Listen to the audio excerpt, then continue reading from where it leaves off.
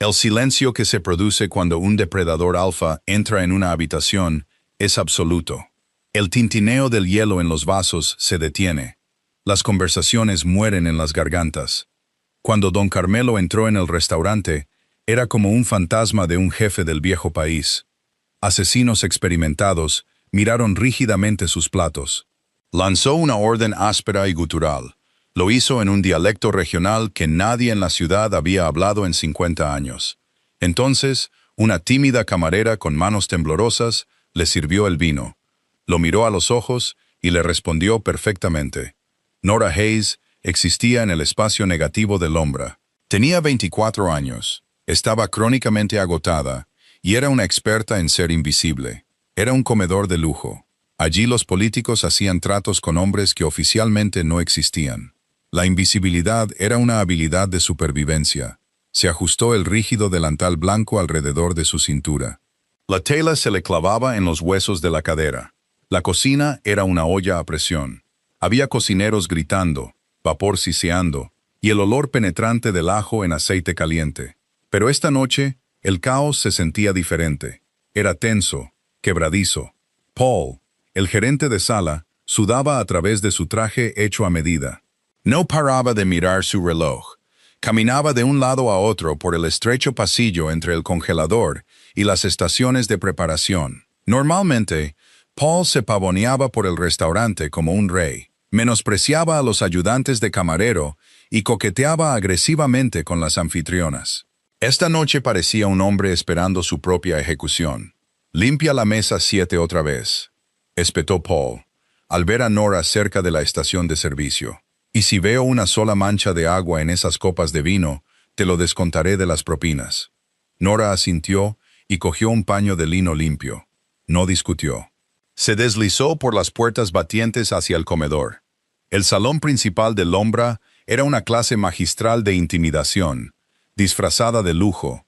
Pesados paneles de caoba se tragaban la tenue iluminación ámbar. Los reservados eran de cuero oscuro. Estaban diseñados para ofrecer privacidad y amortiguar las voces. Al fondo del todo estaba la mesa 7. Era un gran reservado circular, perfectamente posicionado. Ofrecía una vista clara de la entrada y las puertas de la cocina, y a la vez quedaba completamente protegido por detrás por un sólido pilar de ladrillo. Era la mesa del jefe. Mateo Valente estaba sentado allí, solo. Mateo era un hombre que ocupaba el espacio con una quietud aterradora. No se movía, no miraba su teléfono. Estaba sentado con sus anchos hombros rectos. Un vaso de líquido ámbar descansaba cerca de su mano derecha. Ahora era el jefe de la familia Valente. Había modernizado sin piedad el vasto imperio de su padre durante los últimos 5 años. Cambió las sangrientas esquinas por salas de juntas en rascacielos. Prefirió los contratos sindicales y la influencia silenciosa. Llevaba un traje gris oscuro que probablemente costaba más de lo que Nora ganaba en un año. Sus ojos oscuros seguían cada movimiento en la sala. Lo hacían con una fría y mecánica precisión. Nora mantuvo la vista baja mientras se acercaba a las mesas adyacentes. Pulió copas que ya estaban inmaculadas. Podía sentir la ansiedad ambiental que emanaba de Mateo. No era miedo. Era una anticipación pesada y sofocante. Estaba esperando a su padre. Don Carmelo Valente no había pisado suelo americano en una década. Dirigía los viejos intereses sicilianos de la familia. Lo hacía desde una villa fuertemente fortificada en las afueras de Palermo. Los rumores sobre él circulaban entre el personal como historias de fantasmas. Decían que todavía resolvía disputas con un garrote. Decían que consideraba la operación americanizada de su hijo como débil, corporativa y blanda. Las puertas principales del restaurante se abrieron. El sutil murmullo del comedor. El tintineo de la plata pesada contra la porcelana. El bajo murmullo de las conversaciones discretas se cortó de golpe. No se desvaneció. Murió al instante. Nora se quedó helada. Sostenía una copa de vino pulida en la mano. Apoyó la espalda contra la madera oscura de un pilar, encogiéndose en las sombras. Primero entraron 3 hombres grandes. No se parecían a la seguridad silenciosa y elegante de Mateo. Estos hombres eran como muros de ladrillo. Llevaban trajes que no ocultaban del todo el volumen de sus hombros. Tampoco las armas que llevaban bajo las chaquetas. Se desplegaron. Sus ojos recorrieron la sala con una sospecha descarada y agresiva. Luego llegó don Carmelo. Era más bajo que su hijo, y más viejo de lo que sugerían los rumores. Caminaba con un pesado bastón con punta de plata. Su espalda estaba ligeramente encorvada por la edad, pero sus ojos eran aterradores. Eran pálidos, acuosos y completamente desprovistos de calidez. Llevaba un pesado abrigo de lana, a pesar del clima templado. El olor a tabaco barato y a café rancio se le adhería. Mateo se puso de pie. No se apresuró, pero salió del reservado. Los dos hombres se encontraron en el centro del comedor. No hubo abrazo, ni palmadas en los hombros. Carmelo miró a su hijo. Luego paseó sus ojos pálidos por el opulento comedor. Su labio se curvó, revelando un destello de dientes amarillentos. Murmuró algo en voz baja. No era italiano. No el italiano musical y fluido que enseñan en las aplicaciones de idiomas. Tampoco el italiano rápido y cortante que Mateo usaba a veces cuando estaba enfadado. Era un dialecto espeso y gutural, de consonantes ásperas y vocales omitidas. Nora sintió una extraña sacudida en el pecho. Reconoció el ritmo.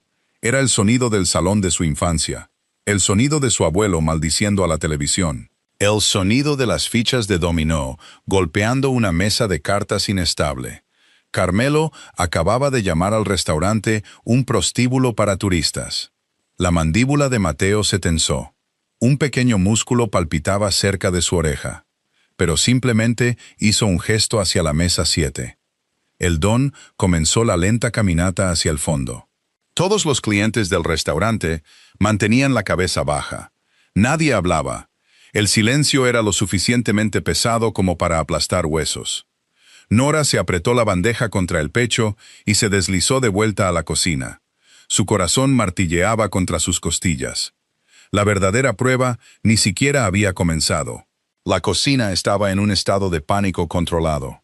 Arthur, el camarero principal que solía atender la mesa de Mateo, estaba pálido y sudoroso. Era un veterano de la alta cocina, un hombre que se enorgullecía de tratar a celebridades y mafiosos con la misma profesionalidad distante. Pero mientras preparaba la bandeja con la primera ronda de aperitivos, sus manos temblaban. Llevaba burrata, embutidos importados especialmente para esta noche, y una botella de Barolo de $1000. Está de un humor terrible, siseó Arthur a Paul, descorchando el vino. El viejo ni siquiera quiere mirar el menú. Solo mira todo con rabia. Solo sirve el vino, sirve los platos por la izquierda, y sal de ahí, murmuró Paul, secándose la frente. No interactúes con él. Arthur cogió la bandeja, respiró hondo y atravesó las puertas. Nora se quedó atrás, cerca de la máquina de café. Limpiaba el vaporizador por cuarta vez. Solo quería que su turno terminara. Quería tomar el metro de vuelta a su diminuto apartamento. Quería remojar sus pies doloridos y olvidar que este mundo existía. Menos de 2 minutos después, las puertas de la cocina se abrieron de golpe. Arthur tropezó hacia atrás, con la cara roja. Se aferraba a la botella de Barolo. «No puedo hacerlo», dijo Arthur con voz ahogada. Dejó la botella con tanta fuerza que casi se rompió. Me gritó, empezó a chillar, señalando las copas, señalando la carne. Intenté hablarle en italiano estándar, y simplemente escupió en el suelo. En el suelo, justo al lado de mi zapato. «¿Qué dijo?», exigió Paul, agarrando a Arthur por el hombro. «No lo sé. Parecía que estuviera masticando grava. Mateo me dijo que me fuera. No puedo volver a salir. Me va a matar». Realmente parecía que quería matarme por el prosciutto. Paul maldijo violentamente. Se pasó una mano por su pelo engominado. Miró alrededor de la cocina. Sus ojos se clavaron en Nora. «Hayes», ladró Paul. Nora se tensó. «No, Paul, por favor. Solo soy una camarera sin experiencia». «Eres una camarera que no habla», dijo Paul. Cogió la botella de Barolo y se la puso en las manos. «No haces contacto visual. No te pones nerviosa. Simplemente te paralizas. Ahora mismo, paralizarse es bueno. Sal ahí fuera. Cambia las copas de vino». Obviamente odiaba las modernas. «Coge las de cristal pesado del armario de reserva. Sirve el vino. No hables. Si grita, déjalo gritar. Tú solo sirve». Los dedos de Nora se aferraron al frío cristal de la botella. Quería negarse, pero necesitaba este trabajo. El alquiler vencía en 4 días. Tragó saliva, asintió y cogió una bandeja limpia. Salió al salón. El restaurante seguía agónicamente silencioso. Los demás clientes comían con movimientos mecánicos y silenciosos.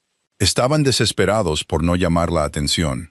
Nora mantuvo la vista fija en la mesa de caoba mientras se acercaba a la mesa 7.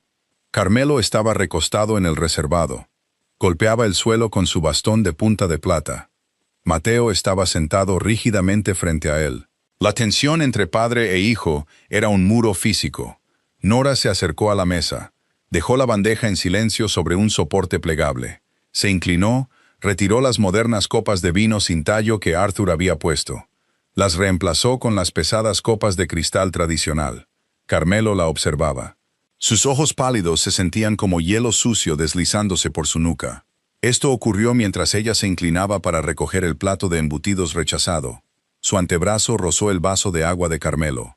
No lo derribó, pero el hielo tintineó bruscamente. La mano de Carmelo golpeó la mesa. El fuerte chasquido hizo que Nora se estremeciera.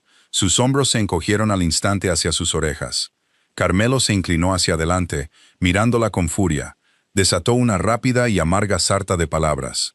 Nora no necesitaba una aplicación de traducción. La voz de su abuelo resonaba en su cabeza. Carmelo no solo insultaba su torpeza, estaba insultando a las mujeres americanas. Se lamentaba de que su hijo se rodeara de criaturas incompetentes y frágiles. Criaturas que no sabían servir, que no conocían su lugar, y que deshonraban una comida simplemente por respirar cerca de ella. Akamisu, estas mujeres americanas comen el pan a traición, son inútiles. Sin respeto, sin modales. Quítate de mi vista antes de que olvide quién soy. Mateo se movió, levantando una mano para intervenir. Papá, basta, es solo una camarera. Nora no se alejó, no se acobardó. Algo en su interior se encendió. Una chispa terca y defensiva, forjada por años de cuidar a un inmigrante siciliano amargado y moribundo en un apartamento diminuto. Estaba agotada, le dolían los pies, y estaba cansada de que los hombres descargaran su ira en ella. Volvió a dejar el plato. Cogió la botella de Barolo, la descorchó con movimientos suaves y practicados. Sirvió exactamente 4 onzas en la copa de Carmelo. Luego miró directamente a los ojos pálidos del anciano. No levantó la voz. Mantuvo un tono plano, respetuoso, pero estaba impregnado de la inconfundible garra del viejo país. Musasi Don Carmelo, dijo Nora en voz baja. Las pesadas sílabas guturales salieron de su boca con fluidez nativa. Costani, disculpe, don Carmelo, mi sangre está mezclada, pero mis manos son firmes. El vino es bueno, si quiere, bébalo. Si no, le traeré agua que no cuesta nada. El silencio que siguió fue absoluto. En las mesas de alrededor, nadie se movió. Los 3 enormes guardaespaldas del reservado de al lado se movieron. Sus manos cayeron hacia sus chaquetas. Mateo Valente se quedó helado. Miró a Nora, la miró de verdad por primera vez. Sus ojos oscuros se abrieron una fracción. Fue una grieta en su fachada de piedra. Miraba a la camarera insignificante que acababa de dirigirse a su despiadado padre en una lengua muerta. Le había dicho que se bebiera su vino caro o se conformara con agua del grifo. Don Carmelo permaneció perfectamente quieto. Miró fijamente a Nora. Durante 5 agónicos segundos, el aire del restaurante era tan denso que se podía masticar. Entonces, lentamente, las comisuras de la boca de Carmelo se movieron. El movimiento se convirtió en una risa baja y gutural que retumbó en su pecho. Extendió una mano curtida y llena de anillos. Cogió la copa de cristal y dio un lento sorbo al Barolo. Tragó, dejó la copa y miró a Mateo. En el mismo dialecto espeso, Carmelo dijo: «Por fin, alguien en tu maldita casa con agallas». Nora no sonrió, no soltó un suspiro de alivio, y desde luego no se regodeó. Simplemente ofreció un breve y rígido asentimiento. Recogió su bandeja vacía y se retiró a la periferia del comedor. La tensión en Lombra no se evaporó, pero mutó. La presión letal y sofocante se transformó en algo más parecido a una intensa curiosidad. Los guardaespaldas de la mesa de al lado se recostaron en su reservado de cuero. Sus manos se alejaron de las solapas. En la cocina, Paul agarraba el borde del mostrador de acero inoxidable. Lo hacía con tanta fuerza que sus nudillos estaban completamente blancos. Cuando Nora atravesó las puertas batientes, él la miró. Era como si acabara de salir de un edificio en llamas, sin un solo rasguño. ¿Qué ha pasado? Siseó Arthur, merodeando cerca del fregadero. Le vi golpear la mesa. ¿Te ha despedido? ¿Le ha dicho a Mateo que nos mate? Se bebió el vino, dijo Nora en voz baja. Dejó la bandeja. Sus manos finalmente comenzaron a traicionarla. Un temblor fino e incontrolable recorrió sus dedos. La adrenalina se estaba disipando. Dejaba tras de sí un dolor frío y hueco en el estómago. «Tú te encargas del resto de sus platos», dijo Paul. No era una petición. Su voz era firme. «Arthur, tú te quedas atrás. Hayes, tú llevas la comida. Nadie más se acerca a la mesa 7». Durante las siguientes 2 horas, Nora vivió en una extraña burbuja aislada. Un servicio de alto riesgo. Llevaba pesados platos de porcelana con médula ósea y oso buco. Descansaban en salsas oscuras y ricas, con delicadas verduras asadas. Se movía con precisión mecánica. Cada vez que se acercaba a la mesa, la conversación entre padre e hijo se detenía. No era por respeto. Era una costumbre del viejo mundo. No se discuten los asuntos de familia delante del servicio. Pero los ojos pálidos de Carmelo seguían sus manos cada vez que dejaba un plato. Mateo la observaba de forma diferente. No la miraba abiertamente como su padre. La captaba en los reflejos del cristal de la ventana. O observaba los zapatos ortopédicos negros, baratos y rosados que llevaba. No usaba las bailarinas de cuero estándar. Se fijó en el bajo deshilachado de su delantal. Se dio cuenta de que ya no miraba al suelo, pero tampoco los miraba a los ojos. Miraba exactamente a sus clavículas. Un truco perfecto de camarero para parecer atenta sin resultar desafiante. Cuando llegó la hora del café, Carmelo volvió a hablarle. «¿Cui?», preguntó. Su voz era áspera por el tabaco barato y el vino caro. «¿Cómo te llamas?». Nora colocó la pequeña taza de cerámica frente a él. «Nora Signori». «Nora», repitió Carmelo. Hizo un sonido bajo de aprobación con la garganta. «Un buen nombre, sencillo. No un nombre de stripper como el de estas otras chicas». Miró a su hijo. «Enseña a tus hombres a contratar chicas que sepan trabajar, Mateo. No chicas que quieran que las miren». Mateo agitó los últimos restos de su licor. «Lo tendré en cuenta, papá». Su voz era perfectamente neutral, pero su oscura mirada se deslizó hacia Nora. El escrutinio se sentía pesado, analítico. Hizo que se le erizara el vello de los brazos. A medianoche, la cena terminó. Carmelo se levantó, apoyándose pesadamente en su bastón de punta de plata. Los guardaespaldas se pusieron en pie al instante. Sin decir una palabra a su hijo, el anciano metió la mano en su pesado abrigo de lana. Sacó un grueso fajo de billetes sujeto con una goma elástica. Separó 5 billetes de $100. No los dejó en la mesa. Se acercó y metió el dinero directamente en el bolsillo delantero del delantal de Nora. «¡Uh!», gruñó Carmelo. «Por tu tiempo». Nora se quedó helada, el peso del dinero presionando su cadera. «Gracias, don Carmelo», murmuró en inglés. El anciano se dio la vuelta y salió. Sus hombres lo siguieron al paso. Todo el restaurante pareció exhalar un suspiro colectivo y silencioso. Ocurrió mientras las pesadas puertas de madera se cerraban. Mateo no se fue de inmediato. Permaneció en el reservado. El ayudante de camarero se quedó escondido en la parte de atrás. Estaba demasiado aterrorizado para salir a limpiar la mesa mientras el joven jefe seguía allí sentado. Nora sabía que tenía que terminar el trabajo. Cogió su bandeja y se acercó a la mesa, recogiendo las tazas de café vacías. «¿Dónde lo aprendiste?». La voz de Mateo era baja, suave, y carecía por completo del fuerte acento de su padre. Sonaba como un hombre que pasaba sus días en salas de juntas de cristal. «Negociando con ejecutivos despiadados». Nora se detuvo, con la mano suspendida sobre una servilleta de lino arrugada. «Mi abuelo, señor». «Tu abuelo», repitió Mateo.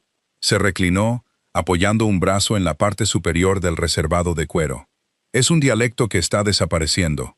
Solo los ancianos de las colinas lo hablan ahora, los que se negaron a morir. Él era uno de esos», dijo Nora secamente. Apiló los platillos. Solo quería irse a casa. Falleció el año pasado. Cogió la bandeja. ¿Puedo traerle algo más, señor Valente? Mateo la miró durante un largo y silencioso momento. Intentaba leerla, buscando su ángulo. En su mundo, todo el mundo tenía un ángulo. La gente no hablaba antiguos dialectos sicilianos por accidente en medio de un asador cosmopolita, pero todo lo que vio fue a una chica pálida y cansada, con ojeras oscuras y zapatos baratos. No, Nora, dijo Mateo suavemente. Eso será todo. Una hora más tarde, Nora empujó las pesadas puertas metálicas de la parte trasera de la cocina. Salió al callejón helado. El aire de la ciudad olía a gases de escape y a hormigón mojado. Metió las manos en los bolsillos de su abrigo. Sus dedos rozaron los $500 doblados allí. Era más dinero del que ganaba en 2 semanas. Significaba que podía pagar el alquiler. Significaba que podía comprar comida que no viniera enlatada. Caminó hacia el metro. Su aliento formaba nubes bajo la dura luz de las farolas. Se dijo a sí misma que había sobrevivido a la noche. Se dijo que mañana volvería a ser invisible. Pero en el fondo, sentía el peso fantasma de los ojos oscuros de Mateo Valente quemándole la espalda. Sabía que su vida tranquila ya había terminado. Nora se despertó a la mañana siguiente con el golpeteo rítmico y violento del radiador de su apartamento. El estudio no era más grande que un vestidor. Estaba apretujado sobre una ruidosa tintorería en un barrio donde las farolas llevaban rotas desde octubre. El aire olía perpetuamente a lejía y a grasa de cocina vieja. Se sentó, sus articulaciones crujieron y se frotó los ojos para quitarse el sueño. Se arrastró hasta la pequeña cocina, llenó una tetera abollada y encendió el fuego de gas.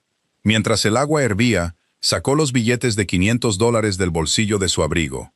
Los extendió sobre el mostrador de formica rayado, alisando las arrugas. Parecía dinero sucio. Probablemente era dinero sucio, pero la pobreza no permitía grandezas morales. Dobló 3 de los billetes y los metió en la vieja lata de café bajo el fregadero donde guardaba el dinero del alquiler. Para cuando llegó a Lombra para el turno de preparación de la tarde, la atmósfera había vuelto a mutar. El personal de cocina, normalmente una hermandad caótica y ruidosa que la ignoraba por completo, se apartó como el mar rojo cuando se acercó al reloj para fichar. Héctor, el rudo segundo chef, que normalmente le gritaba si se acercaba demasiado al pase, le dio un breve y respetuoso asentimiento. Paul la esperaba cerca de la estación de servicio. Parecía agotado, con un gran café negro en la mano. «Hayes», dijo Paul. Se aclaró la garganta. «Esta noche no estarás en el perímetro. Te encargarás de las secciones 1 y 2, el centro del salón». Nora dejó de atarse el delantal. Las secciones 1 y 2 eran las mesas principales, las mesas del dinero. Los veteranos luchaban a muerte por esas asignaciones. «Paul, no tengo la antigüedad para el centro del salón. Arthur se va a enfadar mucho». «Arthur puede quejarse a una pared de ladrillos», murmuró Paul, frotándose las sienes. «Tú te encargas del centro. Sigue haciendo lo que sea que estés haciendo». El dueño llamó esta mañana. Alguien le comunicó que la familia Valente estaba muy satisfecha con el servicio de anoche. ¿Entiendes lo que eso significa, Hayes? No solo evitamos que nos dispararan, recibimos un respaldo. El estómago de Nora dio un vuelco lento y desagradable. No quería un respaldo. No quería que su nombre fuera conocido por hombres que resolvían problemas con violencia pesada y silenciosa. El servicio de cena comenzó a las 6. El ajetreo de la noche fue constante. Una sucesión de descorchar vinos, recitar los especiales y moverse por el salón abarrotado. Nora era buena en su trabajo. Era eficiente, silenciosa y se anticipaba a las necesidades antes de que los clientes se dieran cuenta de que las tenían. A las 8:30, las puertas principales se abrieron.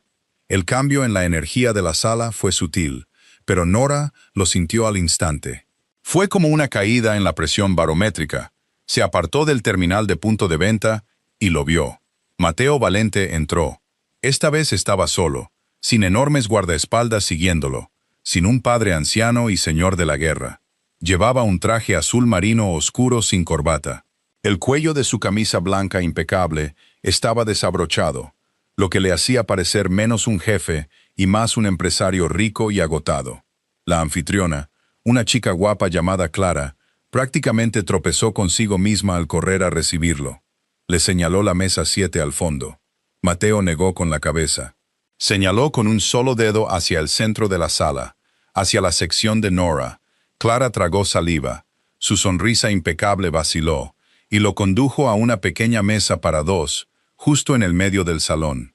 Era una mesa para citas tranquilas, no para jefes de la mafia. Nora sintió un sudor frío en la base de su espalda. Cogió un menú y una jarra de agua, preparándose. Se acercó, con el rostro en una máscara neutra y profesional. «Buenas noches, señor Valente. ¿Agua del grifo o con gas?» «Del grifo está bien, Nora», dijo Mateo. No abrió el menú. Simplemente la observó servir el agua. Sus manos descansaban planas sobre la mesa, limpias, cuidadas, pesadas. ¿Quiere oír los especiales o puedo empezar con una bebida? Café solo, y luego siéntate. Nora se quedó helada, con la jarra suspendida en el aire. Señor, no puedo sentarme con los clientes. Va en contra de la política. Mateo miró al otro lado de la sala, hacia la estación de servicio. Paul estaba allí, observándolos. Mateo le ofreció al gerente una sonrisa plana y sin sentido. Paul se dio la vuelta inmediatamente y desapareció en la cocina. «Estás en tu descanso», dijo Mateo, su atención volviendo a ella. «Siéntate». Nora una invitación. Nora sacó lentamente la silla de enfrente y se sentó en el borde del cojín, con la espalda rígida. Mateo estudió su rostro. Sin la presencia opresiva de su padre, podía ver el agotamiento grabado en las comisuras de sus ojos. Dirigir un imperio criminal claramente no dejaba mucho tiempo para dormir. «Mi padre no se ha reído en una mesa desde 2014», dijo Mateo en voz baja. «Normalmente arruina las comidas, despide al personal o rompe platos. Tú lo insultaste en su cara y te pagó por el privilegio». «No lo insulté», se defendió Nora, manteniendo la voz baja. «Le ofrecí una opción. Estaba tratando de intimidar a Arthur. El abuelo siempre decía que los matones solo respetan una roca más grande». Una sombra de sonrisa tocó los labios de Mateo. Era una mirada peligrosa en él. «¿Quién era tu abuelo?» «Nadie que usted conozca». «Prueba». Se llamaba Vincenzo Russo. Era panadero. Nora juntó las manos en su regazo para ocultar que estaba agarrando su delantal. Vino en los años 70, no se dedicaba a los números, no tenía contactos. Hizo pan hasta que sus pulmones cedieron por el polvo de la harina, y luego se sentó en un sillón a gritarle a la televisión. Mateo se inclinó hacia adelante, apoyando los codos en la mesa. La proximidad física era desconcertante. Olía a colonia cara y a algo inherentemente metálico. «Te enseñó el dialecto», señaló Mateo. Se negaba a hablar inglés en el apartamento. Si quería comer, tenía que aprender su idioma. Nora tragó saliva. «Señor Valente, ¿por qué está aquí?» «Ceno aquí, Nora. Soy dueño de la mitad del edificio. Usted se sienta en la mesa 7. No se sienta en el centro de la sala y no interroga al personal». Se obligó a encontrar sus ojos oscuros. «Solo soy una camarera. No sé nada de su mundo. Solo quiero hacer mi trabajo e irme a casa». Mateo guardó silencio durante un largo rato. Parecía estar sopesando sus palabras, analizando el genuino miedo agotado bajo su desafío. «¿Sabes?», dijo Mateo suavemente. «En mi mundo, la gente me miente a cada minuto de cada día. Me dicen lo que quiero oír para que no los arruine. Ayer te plantaste frente al hombre más peligroso que conozco y fuiste completamente honesta». Se puso de pie. No había tocado su agua. Dejó un billete de $100 en la mesa por un café que no había pedido. «Me gusta la honestidad, Nora», dijo Mateo, abotonándose la chaqueta del traje. «Te veré mañana». Nora se quedó helada en la silla mientras él salía. El restaurante bullía a su alrededor, pero se sentía completamente sola. Ya no solo sentía curiosidad, estaba interesado. Y en la familia Valente, el interés era una sentencia de muerte para una vida tranquila. La paranoia tiene un sabor específico. Sabe a viejas monedas de cobre en el fondo de la garganta. Nora se mordió la uña del pulgar hasta la carne mientras esperaba el tren Q. El andén del metro era sombrío, bañado en una luz fluorescente parpadeante que hacía que todos parecieran tener ictericia. Una rata arrastraba un trozo de pizza por el borde de las vías. Normalmente, Nora se pondría los auriculares y miraría fijamente los azulejos cubiertos de mugre. Hoy sus ojos se movían constantemente. Buscaba hombros anchos, trajes oscuros, hombres que permanecían demasiado quietos. La promesa de Mateo, «Te veré mañana», se sentía menos como un coqueteo y más como una citación judicial. Llegó a Lombra a las 4 de la tarde. El restaurante estaba vacío de clientes, pero el trabajo de preparación ya destilaba tensión. Paul caminaba de un lado a otro cerca del podio de reservas. Cuando vio entrar a Nora, no le ladró que fichara. Simplemente la miró con una mezcla de profundo alivio y profundo resentimiento. «Sección 1», dijo Paul en voz baja mientras ella pasaba. Otra vez. Nora se detuvo. «Paul, Arthur va a renunciar. Lleva aquí 6 años. Arthur se encarga del patio», espetó Paul, con la voz tensa. «No me importa si renuncia. Me importa mantener este restaurante a flote. Tú estás en la sección 1. No discutas conmigo, Hayes. Solo hazlo». No discutió. Se ató el delantal, sintiendo cómo la lona rígida se le clavaba en la cintura, y fue a la parte de atrás a revisar el suministro de mantelería. El servicio de cena llegó como una niebla lenta. Pasaron las 6, luego las 7, luego las 8. Mateo no apareció. A las 9:30, la hora punta de la cena alcanzó su máximo. El nivel de ruido subió a un zumbido cómodo y adinerado. Nora llevaba 3 platos de vieiras selladas en su brazo izquierdo, navegando por los estrechos espacios entre las sillas, cuando se fijó en los hombres. No estaban sentados en su sección. Estaban sentados en la barra. 2 hombres, ambos con trajes grises apagados que no gritaban mafioso al ojo inexperto, pero su postura los delataba. No estaban bebiendo, no hablaban con el camarero, estaban observando el salón. Específicamente, estaban observando a Nora. Cada vez que iba a la cocina, sus ojos la seguían. Cada vez que se acercaba a una mesa, cambiaban sutilmente de peso para mantener una línea de visión clara. No estaba siendo observada por depredadores, estaba siendo protegida. La revelación la golpeó como un puñetazo en el esternón. Casi se le cae un plato de vieiras sobre el regazo de un gestor de fondos de cobertura. Logró servir la mesa, con las manos temblando, y se retiró a la cocina. Se quedó junto al fregadero, agarrando el borde de acero inoxidable, tratando de forzar el aire en sus pulmones. «Oye», Héctor, el segundo chef, le dio un codazo en el hombro. No la miró, sus ojos fijos en la impresora de comandas. «¿Estás bien, chica?» «Bien», mintió Nora, con la voz ronca. «Solo hace calor aquí. Bebe un poco de agua. Pareces un fantasma». Sobrevivió el resto del turno por pura memoria muscular. A medianoche, Paul cerró las puertas principales. El equipo de limpieza entró. Nora se quitó el uniforme, metiendo el delantal en su taquilla. Quería escabullirse por la parte de atrás, correr al metro y encerrarse en su diminuto apartamento. Abrió la pesada puerta metálica de salida al callejón. El aire frío de la noche le golpeó la cara, oliendo a ladrillo húmedo y basura. Dio 2 pasos antes de verlo. Un sedán negro, con los cristales muy tintados, estaba al ralentí en la boca del callejón. Los faros estaban apagados, pero el zumbido bajo y potente del motor resonaba en las paredes de ladrillo. La puerta trasera se abrió con un clic. Mateo salió a la tenue luz ámbar de la farola. Llevaba un pesado abrigo de lana sobre el traje. El viento de la ciudad tiraba del dobladillo, pero él permanecía completamente inmóvil. Parecía agotado. Manchas oscuras amorataban la piel bajo sus ojos, y las duras líneas alrededor de su boca eran más profundas que la noche anterior. Nora dejó de caminar. Su instinto era darse la vuelta y volver corriendo a la cocina, pero sabía que era inútil. No se huía de un valente, solo morías cansado. «No viniste a cenar», dijo Nora. Su voz sonaba débil, a la defensiva. «Tuve que resolver una disputa sindical en los muelles», respondió Mateo. Su voz era un murmullo bajo, que se oía sin esfuerzo a través del aire frío. Llevó más tiempo de lo esperado. La gente rara vez acepta perder dinero rápidamente. No dio más detalles. Nora no quería que lo hiciera. En su mundo, resolver una disputa generalmente significaba que alguien estaba sangrando en un suelo de hormigón.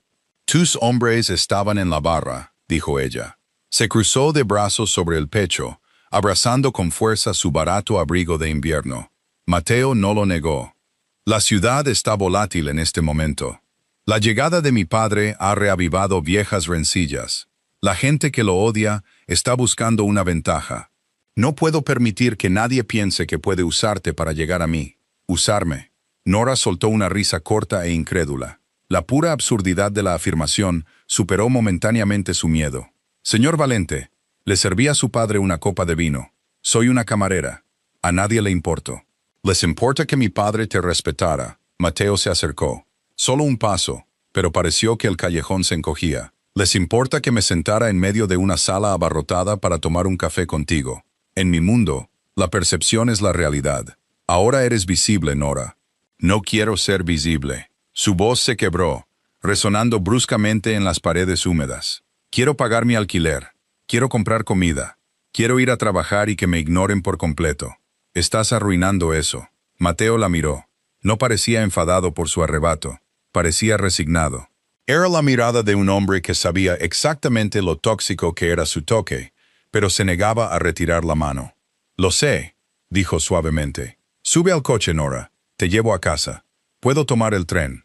La línea Q está cerrada por mantenimiento de vías después de medianoche, dijo Mateo con fluidez. Y aunque no lo estuviera, no vas a volver a casa sola. No esta noche. Sube. No era una petición. La puerta trasera del sedán estaba abierta como una trampa forrada de terciopelo oscuro. Nora miró la calle vacía, luego al hombre que se interponía entre ella y su vida tranquila y rota. Derrotada, caminó hacia adelante y se deslizó en el asiento de cuero. El interior del sedán era un vacío sensorial. El cristal era lo suficientemente grueso como para silenciar el caótico ruido de la ciudad a un zumbido distante y ahogado. El aire olía a cuero caro y al ligero y penetrante aroma de la colonia de Mateo.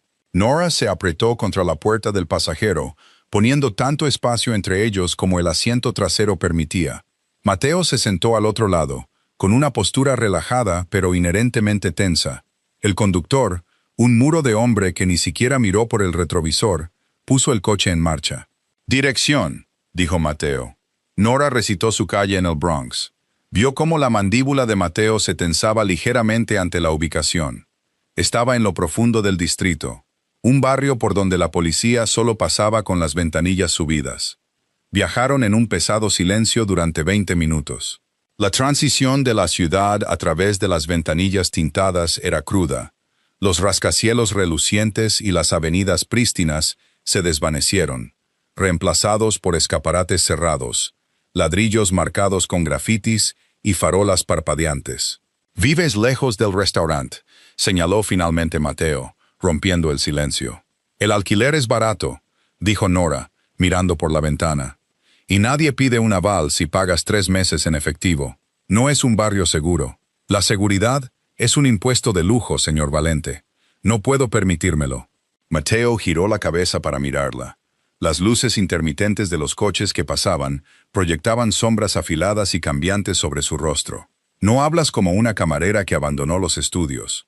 «No los abandoné», corrigió Nora, manteniendo la vista fija en las calles que pasaban. «Terminé mi carrera de contabilidad, pero nadie contrata a una contable junior cuya última dirección fue un refugio y que no podía permitirse unas prácticas no remuneradas porque tenía que alimentar a su abuelo moribundo». Las palabras se le escaparon antes de que pudiera detenerlas. Cerró la boca de golpe, arrepintiéndose al instante de la exposición. No quería su lástima. La lástima de un hombre como él era solo otra forma de ventaja. Mateo no ofreció lástima. No ofreció una disculpa hueca por sus circunstancias. «Contabilidad», murmuró pensativamente. «Los números son honestos. No tienen agendas. Puedo ver por qué te gustan». El coche giró en la calle de Nora. Era una franja estrecha y rota de asfalto bordeada de contenedores de basura desbordados y escaleras de incendios oxidadas.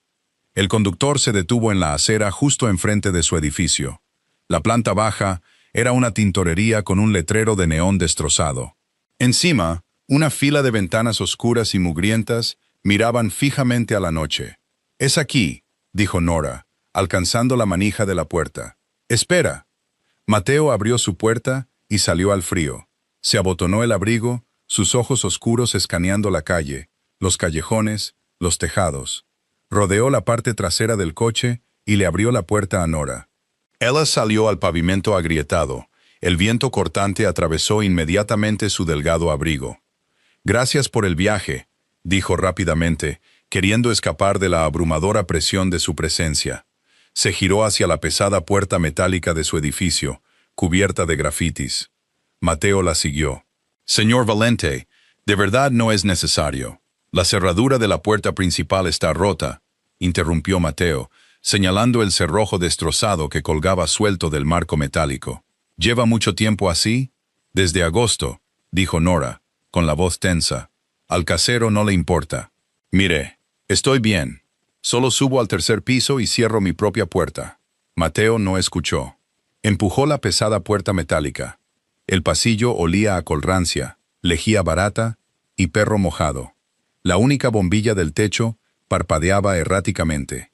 Le hizo un gesto para que caminara adelante. Su corazón martilleaba contra sus costillas mientras subía las estrechas y crujientes escaleras. Tener al jefe de la familia criminal Valente caminando detrás de ella en esa sórdida escalera se sentía como un sueño febril. Era profundamente incorrecto. Un lobo dentro de una conejera. Llegaron al tercer piso. Nora se detuvo frente al apartamento 3B. La puerta era de madera verde desconchada con una pesada barra de acero instalada en el centro. Sacó las llaves del bolsillo. Sus manos temblaban ligeramente. Abrió el cerrojo y deslizó la pesada barra. Se giró para mirarlo. Él estaba demasiado cerca en el estrecho pasillo. Las sombras ocultaban sus ojos, pero podía sentir el calor que irradiaba de él en el helado corredor. «Estoy dentro», dijo Nora, su voz apenas un susurro. «Estoy a salvo. Puede volver a su mundo ahora». Mateo metió la mano en el bolsillo de su abrigo. Esta vez no sacó dinero. Sacó un elegante teléfono desechable negro y se lo tendió. Nora lo miró fijamente. «No, absolutamente no. Cógelo. Si cojo eso, significa que te pertenezco. Significa que te debo algo». Retrocedió medio paso, golpeando la madera verde de su puerta. «No le debo nada a nadie. Sobrevivo por mi cuenta». La mano de Mateo se disparó. No la agarró bruscamente, pero sus dedos se cerraron alrededor de su muñeca. Su agarre era cálido, sólido y completamente inamovible. Le presionó el teléfono en la palma de la mano y le cerró los dedos sobre él. «No me debes nada», dijo Mateo suavemente, su rostro inclinándose a centímetros del de ella. «Pero a los hombres a los que no les gusta mi padre no les importa tu independencia, Nora. Les importa hacerme daño, y ahora mismo eres la única civil en esta ciudad que tiene mi atención». A Nora se le cortó la respiración. No la estaba amenazando. Estaba confesando. Era una aterradora admisión de una debilidad que no debería tener. «Si alguien te sigue», continuó Mateo, su voz bajando a un susurro bajo y peligroso. «Si alguien te mira mal en el tren, si un coche se detiene demasiado tiempo fuera de esta puerta rota, presionas el único contacto en ese teléfono. No llamas a la policía, me llamas a mí». Le soltó la muñeca. Sus dedos rozaron ligeramente la piel helada de sus nudillos antes de retirarse. «Cierra la puerta, Nora». Se dio la vuelta y bajó por la oscura escalera. El pesado silencio de sus pasos resonó brevemente antes de desvanecerse. Nora se quedó en la puerta, el plástico frío del teléfono quemándole la palma. Entró, echó el cerrojo y deslizó la pesada barra de acero. Se deslizó por la parte trasera de la puerta hasta que golpeó el suelo de linóleo, llevando las rodillas al pecho. Estaba a salvo por la noche, pero al mirar el teléfono negro que apretaba en su mano, supo que ya estaba atrapada en la red. Pasaron 3 días. El teléfono desechable permanecía en el bolsillo del delantal de Nora, pesado como un ladrillo.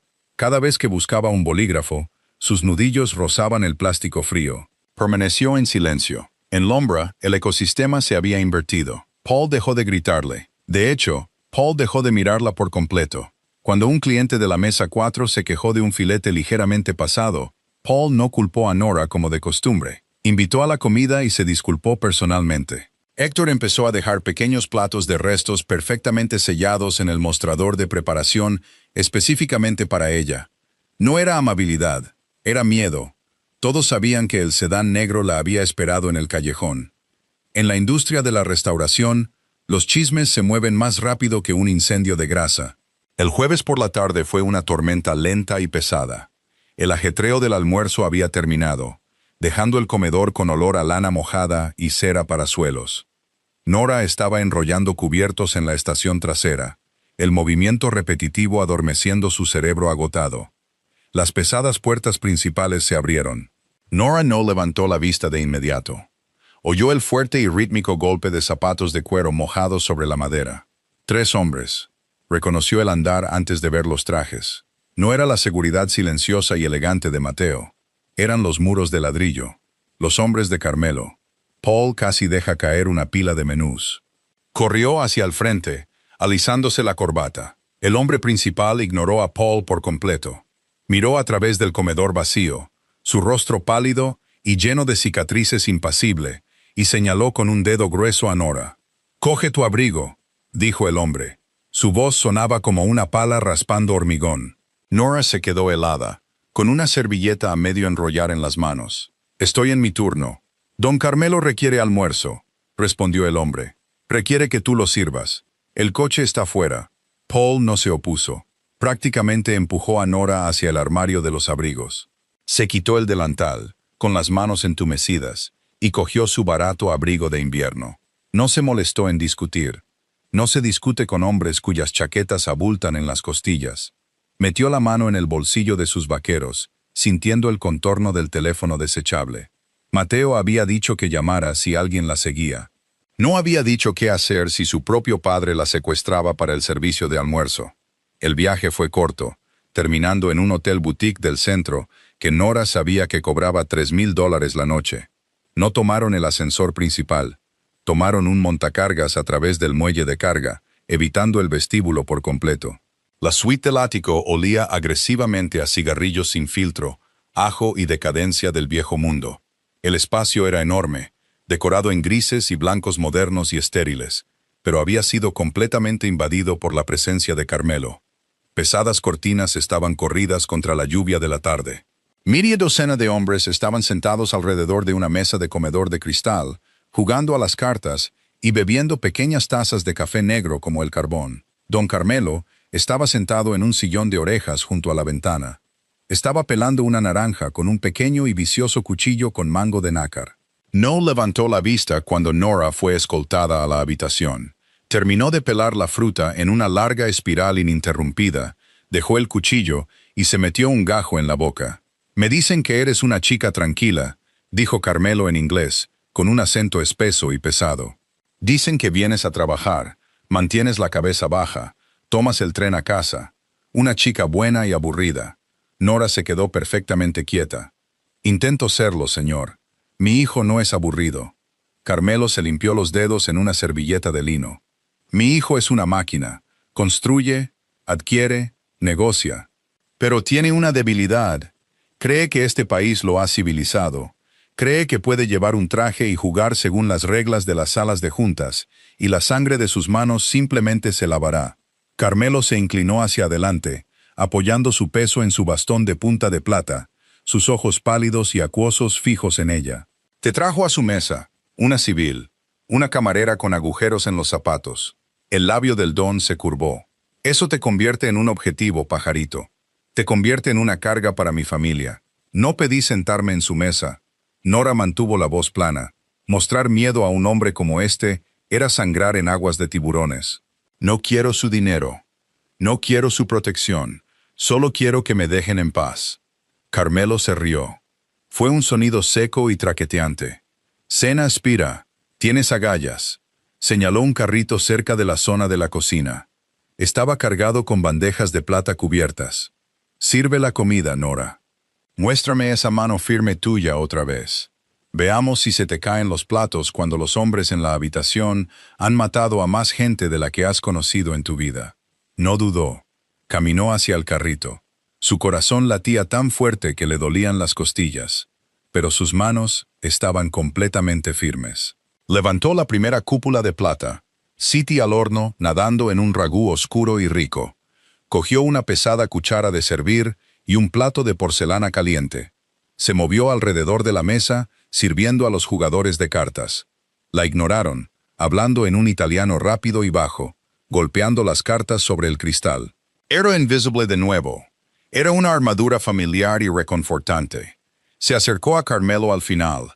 Dejó el plato con cuidado, colocando un tenedor y un cuchillo limpios, precisamente paralelos al borde. «Tu abuelo», murmuró Carmelo, mirando la comida. «El panadero, ¿murió en una cama o murió de pie?» «Murió en una cama de hospital ahogándose en líquido», respondió Nora sin rodeos. «Una mala muerte, una muerte débil. Fue una muerte humana», replicó Nora suavemente. Carmelo levantó la vista. Sus ojos se entrecerraron. Antes de que pudiera responder, las pesadas puertas dobles del ático no solo se abrieron. Se rompieron hacia adentro con la fuerza de un ariete. Mateo entró en la habitación. El aire en el ático se cristalizó al instante. Los jugadores de cartas se congelaron, sus manos suspendidas sobre la mesa. Los enormes guardaespaldas que custodiaban las puertas retrocedieron, bajando activamente la mirada. Mateo no llevaba la chaqueta del traje. Su corbata estaba arrancada, su camisa blanca arremangada en los antebrazos. Ya no parecía un director ejecutivo. Parecía el hijo violento de un señor de la guerra despiadado. Sus ojos oscuros recorrieron la habitación, saltándose por completo a los hombres armados y fijándose al instante en Nora. Vio la cuchara de servir en su mano. Vio el delantal que la habían obligado a usar. Un músculo saltó en su mandíbula. «Coge tu abrigo», le dijo Mateo. Su voz no era un grito. Era un silencio hueco y aterrador. «Mateo», dijo Carmelo desde su silla, su voz goteando con descendencia. La chica solo estaba sirviendo el almuerzo. «Es muy buena en eso. Deberías haberla dejado en el restaurante donde pertenece». Mateo ignoró a su padre. Caminó directamente hacia Nora, acortando la distancia con zancadas largas y depredadoras. Le quitó la pesada cuchara de servir de los dedos y la arrojó sobre la bandeja de plata. El estruendo sonó como un disparo en la habitación silenciosa. «Dije, coge tu abrigo». «Estoy bien, Mateo», susurró Nora, muy consciente de los 6 hombres armados que los observaban. Mateo finalmente se giró para mirar a su padre. El parecido físico entre los 2 hombres era de repente discordante. Compartían la misma estructura ósea fría y arquitectónica, pero donde la crueldad de Carmelo era ruidosa y jactanciosa, la de Mateo era una trinchera profunda y presurizada. «No tocas lo que es mío», le dijo Mateo a su padre. El dialecto salió de su lengua, espeso y letal. Situagu y Manu. Los ojos pálidos de Carmelo se abrieron ligeramente. Un silencio tenso y terrible se extendió entre ellos. Luego, el anciano se reclinó en su silla y sonrió. Fue una expresión escalofriante. «Así que», carraspeó Carmelo en inglés. «Es así. Reclamas un perro callejero y le enseñas los dientes a tu propia sangre. Eres un tonto, Mateo. Acabas de mostrarle a todos en esta habitación exactamente dónde está tu garganta». Mateo no respondió. Puso una mano en la parte baja de la espalda de Nora, una presión firme e innegable, y la guió hacia la puerta. Nadie los detuvo. Salieron del ático, por el largo pasillo, y entraron en el ascensor que esperaba. Las puertas se cerraron, cortando el pesado olor a humo y ajo. El descenso fue completamente silencioso durante 15 pisos. Nora miró las puertas de acero cepillado. Sus piernas comenzaban a temblar. La adrenalina se desplomaba con fuerza. Se cruzó de brazos, clavando los dedos en sus propios bíceps para detener el temblor. Mateo estaba a su lado, irradiando un calor violento y reprimido. «No te llamé», dijo finalmente Nora, mirando los números de los pisos que descendían. «Tenía el teléfono. No lo usé. No necesitabas venir. Mis hombres en el restaurante me llamaron», dijo Mateo con dureza. «Vieron a sus matones meterte en un coche. ¿Tienes idea de lo que pasó por mi cabeza durante los últimos 20 minutos? Solo estaba sirviendo sitio al horno», espetó Nora, su propio agotamiento hirviendo en ira. «Solo quería demostrar algo. Quería mostrarme que no lo controlas, y quería mostrarte que soy completamente indefensa». Mensaje recibido. Ambos lo entendemos. Mateo pulsó el botón de parada de emergencia en el panel del ascensor. El coche se detuvo bruscamente entre los pisos 14 y 13. El silencio repentino fue absoluto. Mateo se giró hacia ella. La acorraló contra el pasamanos, sus manos golpeando la pared de acero a ambos lados de sus hombros. Respiraba con dificultad, su pecho subiendo y bajando a centímetros del de ella. «No lo entiendes», dijo Mateo, su voz un raspado crudo. «Crees que esto es un juego de poder. Crees que mi padre es solo un matón. Mata gente por derramarle el café, Nora. Mata gente porque está aburrido. Te trajo aquí para ver si entraba en pánico. Y lo hice». Nora lo miró. Vio la energía oscura y frenética en sus ojos, la pérdida absoluta del jefe compuesto e intocable. «Te lo dije», susurró Nora, su voz quebrándose. «Te dije que solo quería ser invisible. Me convertiste en un objetivo». «Lo sé». Mateo cerró los ojos por una fracción de segundo, su frente cayendo hasta casi tocar la de ella. «Sé que lo hice, y no puedo deshacerlo. En el segundo en que me senté en tu mesa, en el segundo en que les dejé ver que me importaba si respirabas o no, te puse una marca en la espalda». Abrió los ojos. Eran de obsidiana, duros y desesperados. «No perteneces a mi mundo», dijo Mateo suavemente. «Eres demasiado honesta, eres demasiado limpia, pero ahora estás en él. Y quemaré toda esta ciudad hasta los cimientos, antes de dejar que nadie te toque. ¿Me entiendes?» Nora tragó saliva. La parte cínica y agotada de ella quería alejarlo, exigirle que arreglara el desastre que había creado. Pero la parte humana de ella, la parte que había pasado años sola cargando el peso del mundo sobre sus hombros, sintió una aterradora chispa de calor en la oscuridad.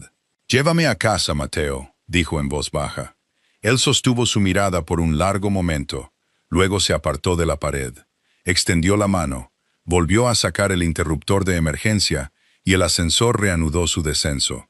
La cabina continuó bajando, llevándolos a ambos más profundo en la oscuridad. La lluvia se había convertido en una lámina de hielo horizontal para cuando llegaron a la calle. El sedán negro ya estaba al ralentí en la acera. El enorme conductor estaba de pie bajo el aguacero, sosteniendo un pesado paraguas de golf abierto, con el traje empapado. No dijo una palabra mientras Mateo acompañaba a Nora al asiento trasero, protegiéndola de lo peor del viento. El viaje al Bronx no fue silencioso, pero el ruido era estrictamente mecánico. El golpeteo constante y rítmico de los limpiaparabrisas, el zumbido de los neumáticos sobre el asfalto inundado. La respiración pesada y presurizada de dos personas que acababan de saltar del borde de un acantilado. Nora miró por el cristal tintado. La ciudad se desdibujaba en manchas de neón y luces de freno. Se sentía completamente vacía. Su abuelo solía decir que el miedo quemaba calorías más rápido que el trabajo duro. Tenía razón. Sus músculos dolían con una fatiga profunda, hasta los huesos. El coche se detuvo frente a su edificio. El letrero de neón destrozado de la tintorería zumbaba erráticamente, proyectando sombras rosadas y enfermizas sobre el pavimento mojado. Mateo no esperó al conductor. Abrió su propia puerta, salió a la lluvia y rodeó el coche para dejarla salir. La siguió a través de la puerta principal rota, subiendo los 3 tramos de escaleras que olían a podredumbre húmeda, y esperó mientras ella deslizaba la pesada barra de acero de la puerta de su apartamento. Entró y buscó el interruptor de la luz. «No la enciendas», dijo Mateo desde la puerta. Su mano atrapó su muñeca en la oscuridad. Nora se quedó helada. «¿Por qué?» «Porque una silueta contra una ventana iluminada es un blanco fácil», respondió suavemente. «Déjala apagada. Las luces de la calle son suficientes». Entró y cerró la puerta verde, echando el cerrojo detrás de él. El tenue resplandor ámbar de la farola de afuera se filtraba por la única ventana, proyectando largas sombras a través del diminuto estudio. Mateo estaba en el centro de su vida. Miró el linóleo pelado. Miró la tetera abollada en la estufa oxidada. Se fijó en el sillón gastado y hundido en la esquina, donde Vincenzo Russo había pasado sus últimos años muriendo de pulmones arruinados. El caro abrigo de lana de Mateo rozó una pila de facturas médicas sin pagar que estaban sobre el mostrador de formica rayado. La exposición era repugnante. Parecía una pantera encerrada en una caja de cartón. «Haz una maleta», dijo Mateo. No era una sugerencia. Nora dejó caer las llaves sobre el mostrador. El metal resonó con fuerza en la habitación oscura. «Tengo turno mañana a las 4. «Ya no trabajas en Lombra. Necesito ese trabajo, Mateo. Tengo que pagar el alquiler. Tengo Tienes un objetivo en la espalda, interrumpió Mateo, su voz una orden baja y áspera. Mi padre no te llevó a ese hotel para probar mi paciencia, te llevó allí para mostrarle tu cara a sus hombres. Para mañana por la mañana, cada matón de bajo nivel y sicario ambicioso que busque ganarse el favor del viejo sabrá exactamente quién eres y dónde trabajas. Acortó la distancia entre ellos. En la penumbra, sus ojos eran negros como el carbón. No puedes quedarte aquí, Nora. Esta puerta no detendría a un adolescente decidido, y mucho menos a un profesional. Si duermes en esta cama esta noche, no puedo garantizar que te despiertes mañana. La lucha se desvaneció de ella. No la abandonó lentamente. Desapareció al instante, como un tapón que se quita de un fregadero. Miró el sillón hundido. Miró la lata de café bajo el fregadero que contenía los $500 que Carmelo le había dado. Estaba tan cansada. Había estado luchando para sobrevivir, luchando para pagar las facturas, luchando por permanecer invisible durante tanto tiempo. Se acercó al estrecho armario y sacó una bolsa de lona descolorida. No empacó mucho, no poseía mucho. Unos cuantos suéteres, 3 pares de vaqueros, los baratos zapatos ortopédicos negros que usaba para servir. Mateo la observaba. No se ofreció a ayudar. Sabía que ella necesitaba hacer esto por sí misma, para representar físicamente la rendición de su antigua vida. Pero cuando entró en el pequeño baño y comenzó a meter violentamente botellas de plástico baratas de champú y limpiador facial de farmacia en su bolsa, sus manos finalmente la traicionaron. Una botella de alcohol para frotar se le escapó de los dedos temblorosos. Copió el lavabo de porcelana y se hizo añicos. El agudo olor clínico llenó instantáneamente la pequeña habitación. Nora miró los cristales rotos. Un sollozo se le atascó en la garganta, duro y doloroso. Se tapó la boca con una mano, negándose a dejar salir el sonido, pero las lágrimas se derramaron, calientes y humillantes. Mateo estuvo allí al instante. Pasó por encima de los cristales rotos, agarrándola por los hombros. La atrajo contra su pecho, enterrando su rostro en la pesada lana húmeda de su abrigo. «Lo siento», dijo Nora con voz ahogada contra su cuello. «Lo siento. Es que ya no sé lo que estoy haciendo». «Estás sobreviviendo», murmuró Mateo, su barbilla descansando sobre la parte superior de su cabeza. Una de sus grandes manos le alisó la espalda con un ritmo constante y tranquilizador. «Eso es todo lo que tienes que hacer. Solo sobrevivir. Yo me encargaré del resto». Permanecieron allí en el baño oscuro durante un largo rato, el olor a alcohol y colonia cara, enmascarando la podredumbre del edificio. Cuando finalmente se apartó, cerró la cremallera de la bolsa de lona. Mateo se agachó y la recogió. Parecía cómicamente pequeña en su mano. Caminaron hacia la puerta. Nora no miró hacia atrás. Abrió la pesada barra de acero. Salió al pasillo parpadeante y echó el cerrojo. Sacó la barata llave de latón de su llavero y la dejó en el borde del marco de la puerta. No iba a volver. Siguió a Mateo por las escaleras y salió a la lluvia, saliendo del espacio negativo y entrando permanentemente en el punto de mira. La tensión ha alcanzado oficialmente su punto de ebullición. Nora ha dejado atrás su antigua vida, pero sobrevivir en el despiadado mundo de Mateo requerirá más que una pesada puerta cerrada. ¿Qué crees que pasará cuando don Carmelo se dé cuenta de que su hijo la ha tomado completamente bajo su protección? Déjame saber tus teorías en los comentarios. Si sentiste la angustia y el suspense en este capítulo, por favor, dale al botón de me gusta. Comparte este video con un amigo al que le encante el romance de mafiosos. Y suscríbete al canal. Nos vemos en la siguiente parte.